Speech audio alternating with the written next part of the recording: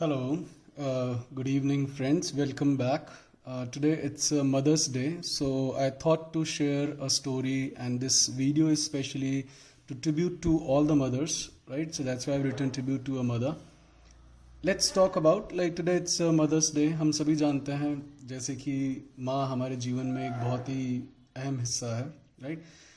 एक स्त्री जब कभी भी किसी शिशु को अपने वोम्ब में धारण करती है 9 महीने के लिए, एक माँ ही होती है जो कि हमें निस्वार्थ डोट करती है। और इस दुनिया में बाकी सारे रिश्ते हों, उनके पीछे कभी ना कभी कोई स्वार्थ होता है, लेकिन माँ का केवल एक ऐसा रिश्ता होता है और एक ऐसा उनका डोट होता है जो कि निस्वार्थ होता है, राइट?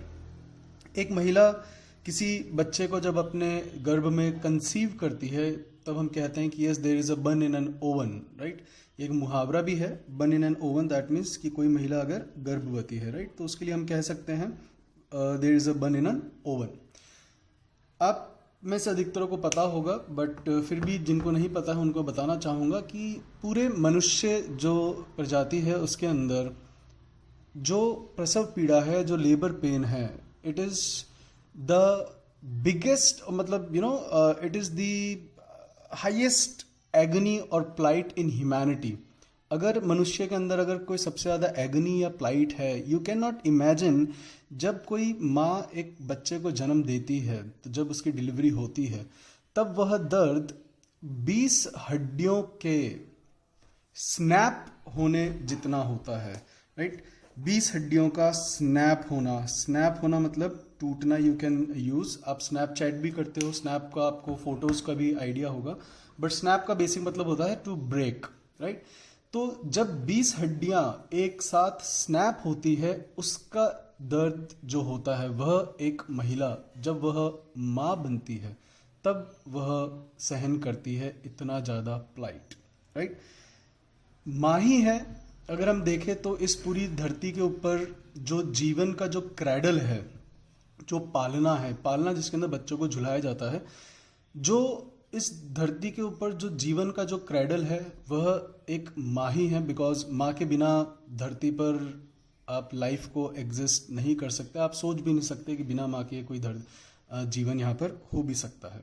लेकिन कई बार हम सभी अपनी माँओं से हम फ्राउन कर देते हैं, छोटी छोटी चीज़ों पर उन पर चिल्ला देते हैं कि क्या है माँ, पता नहीं क्या आपको ऐसे वैसे, I also use to do that. इसके लिए हम बाद में बहुत ज़्यादा रिग्रेट करते हैं, पेनेंस करते हैं, बट हम नहीं करना चाहिए और हम बाद में सिर्फ पेनेंस कर सकते हैं, राइट? तो इसी एक छोटी सी स्टोरी आप लोगों के साथ शेयर करना चाहूँगा विद गुड वोकैबलरी, राइट? ये जो कहानी है ये शुरू होती है, इसके अंदर एक माँ और बेटे हैं जो कि एक छोटे से हैमलेट के अंदर उनका अपना खुद का एक अबोर्ड था, वो वहाँ पर उसी अबोर्ड के अंदर वह रहा करते थे। अब जो माँ थी वह एक आंख से अंधी थी, शी वॉज ब्लाइंड, उसकी एक आंख नहीं थी। इसी कारण से वो बहुत ही ज़्यादा डरावनी, हॉरिफाइंग दिखा करती थी। और इसीलिए इस जो बच्चा था, उस बच्चे का नाम था स्टीव, जो कि हमारी कहानी का आज प्रोटैगनिस्ट है, राइट? प्रोटैगनिस्ट जैसा कि आप जानते ही हैं, किसी भी कहानी का जो मेन कैरेक्टर है उसको हम कहते हैं प्रोटैगनिस्ट, राइट? तो हमारी कहानी का जो आज प्रोटैगनिस्ट है दैट इज स्टीव। और स्टीव अपनी माँ के साथ एक छोटे से हैमलेट के अंदर उनका अबोर्ड था, वो उसके अंदर रहा करते थे। लेकिन जो स्टीव था उसको बहुत डेरोगेटरी फील होता था जब भी वह उसकी माँ उसके साथ कहीं बाहर जाया करती थी, या जब वह अपने अमीगोस के सामने जब उसकी माँ आया करती थी। अमीगोस दोस्त, जब भी हमारे पास कुछ ऐसा हो जब हम कई बार महसूस करते हैं, तो जब भी उसकी माँ उसके अमीगोस के सामने आया करती थी तो जो स्टीव था, हमारी कहानी का प्रोटैगनिस्ट, उसको बहुत ही डेरोगेटरी फील हुआ करता था, बहुत ही बेइज्जती महसूस हुआ करती थी कि यार ये जो मेरे दोस्त हैं यह जीर उड़ाएंगे मेरा कि अरे तेरी माँ की एक आंख नहीं है, फलाना, राइट? तो उसको बहुत ही ज़्यादा बुरा लगता था। दैट्स व्हाई वह अपनी माँ के जो है वह कई बार माँ के ऊपर लैम्बेस्ट कर देता था। लैम्बेस्ट का मतलब होता है किसी की निंदा करना, किसी के ऊपर चिल्लाना, क्रिटिसाइज करना। It's a very good word, has been asked in your paper as well, and there are many words which have been asked. तो वह अपनी माँ के ऊपर लैम्बेस्ट कर देता था, जिस कारण से उसकी माँ को बहुत ही चेस्टन फील हुआ करता था कि बहुत ही ज़्यादा हीन महसूस होना कि मेरा जो बेटा है वह मुझे पसंद नहीं करता। इसलिए उसको she felt very melancholy even after that, उसको बहुत ज़्यादा दुख भी हुआ करता था। अब एक दिन ऐसे ही जो स्टीव था वह अपने एल्मा मैटर गया, 5वीं कक्षा का छात्र था वो। सभी मतलब और दिनों की तरह वह अपने एल्मा मैटर सवेरे उठ के चला गया। अब वह अपने एल्मा मैटर में गया, लेकिन उस दिन वह टिफ़िन ले जाना भूल गया। अब आपको पता है माँ का दिल तो माँ का दिल होता है, राइट। उसको लगा कि मेरा जो बेटा है वो पूरे दिन भूख से स्टार्व करेगा, तो वह बेचारी नादान माँ का दिल लिए वह स्टीव के एल्मा मैटर चली जाती है, जहाँ पर स्टीव अपने अमीगोस के साथ एल्मा मैटर में खेल रहा होता है। अब जैसे ही स्टीव के सामने उसकी माँ आती है, वह बहुत तेज अपनी माँ के ऊपर ग्रम्बल करता है, उसको बहुत तेज रैथ आता है, एंड ही ग्रम्बल्ड एट। ध्यान रखिए एग्जाम पॉइंट ऑफ व्यू से ग्रम्बल के साथ हमेशा एट लगता है। He grumbled at his mother in wrath. wrath is a good word, has been asked। कल हमने इसी का एक सिनोनिम देखा था, that is vex। मैं ऐसे ही आपको बहुत सारे सिनोनिम्स याद करा दूंगा। स्टोरीज के अंदर अपन धीरे धीरे रिवाइज करते चले, जैसे कि मैंने कल आपको अभिमन्यु का पूरा एपिसोड रिवाइज कराया था, वैसे ही अपन आज के भी वर्ड्स आगे वाले वीडियोस में रिवाइज करेंगे। अब जो स्टीव है उसको अपनी माँ के ऊपर बहुत तेज रैथ आता है, and he grumbled at his mother, right, कि तुम क्यों आई, तुम्हें मना किया था मैंने यहाँ पर आने के लिए, मत आया करो मेरे दोस्तों के सामने, तुम चली जाओ यहाँ से, मुझे तुम्हें नहीं देखना है। यह कह के वो अपनी माँ को वहाँ से रवाना कर देता है। वह बहुत ही ज़्यादा मेलनकॉली होती है, जो स्टीव की माँ होती है उसका नाम था Rosie. She felt very embarrassed, she was very chastened, she felt very चेस्टन।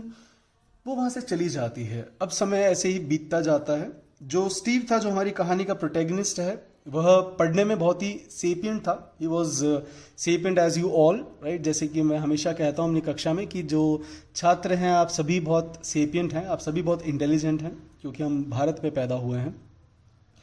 अब वह बहुत ही सेपियंट था, इसी के चलते उसको स्कॉलरशिप मिली और वह आगे की पढ़ाई के लिए वह दूसरे शहर चला जाता है और वो वहीं पर ड्वेल करने लग जाता है। अब ड्वेल करता है, वहीं पर ही उसकी मुलाकात एक रेस्प्लेंडेंट लड़की से होती है। अब आप समझ ही सकते हैं, राइट, कि वहाँ पर वह जॉब भी करने लग जाता है। He got a good job, और वहाँ पर उसको एक रेस्प्लेंडेंट लड़की भी मिलती है जिससे वह नप्शियल कर लेता है, और वहाँ पर वह अपने जो है वहीं पर उनके साथ शादी कर लेता है, नप्शियल कर लेता है, एंड अब वहाँ पर उसके एक बेटा भी हो जाता है, राइट।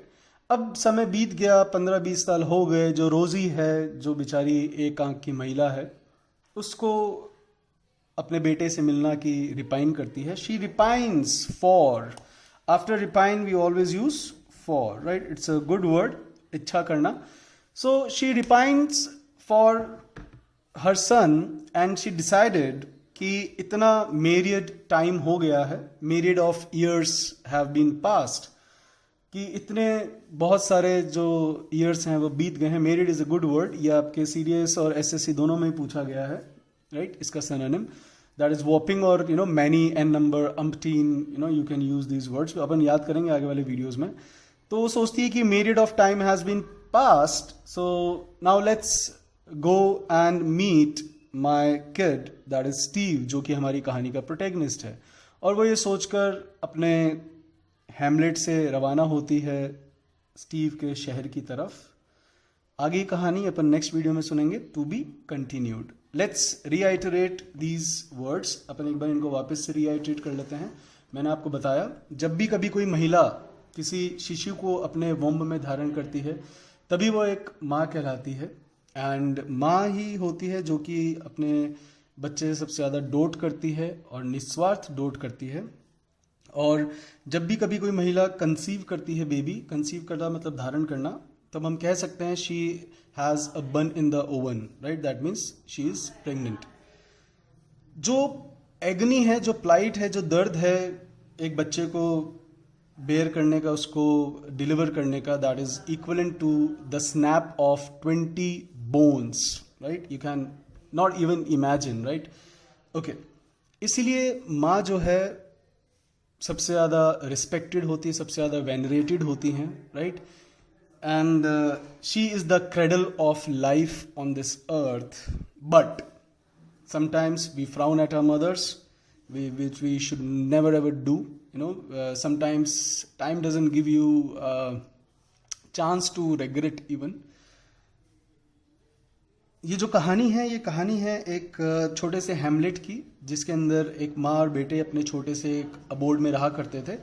लेकिन माँ की दुर्भाग्यवश छोटी सी आंख नहीं थी, इस कारण से जो स्टीव था उसको बहुत ज़्यादा डेरोगेटरी फील होता था, क्योंकि उसके जो अमीगोस थे वह उसका जी उड़ाया करते थे.